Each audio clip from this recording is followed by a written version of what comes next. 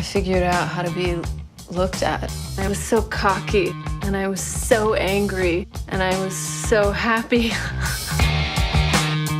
Film set in 1979. I picked that year because I feel like it's so relevant to now. The 20th century, when you think about it, has the most development for women. Birth control finally became legal. It was because women organized and said, we deserve to have the ability to plan our own families. Even though this movie is set 1979 and I didn't grow up then, but it doesn't matter what era, you know, you're still going through the same emotions. Friends can't have sex and still be friends. I love that in the film, Julie gets her first birth control pills at Planned Parenthood in 1979.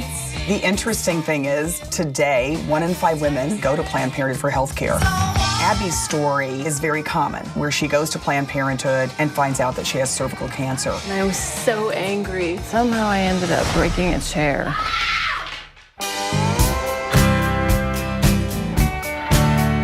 Mike has done a fabulous job in this film of covering real women's stories in a way that is accessible, and it actually generates conversations. Abby? No, stop it. I'm menstruating. Okay, but you have to say it.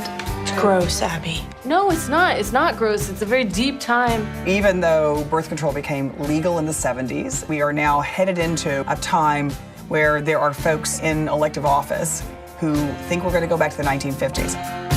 I've certainly seen the outpouring of young people in this country who can't imagine going back to a day before women had access to rights and to health care that helped them plan their families.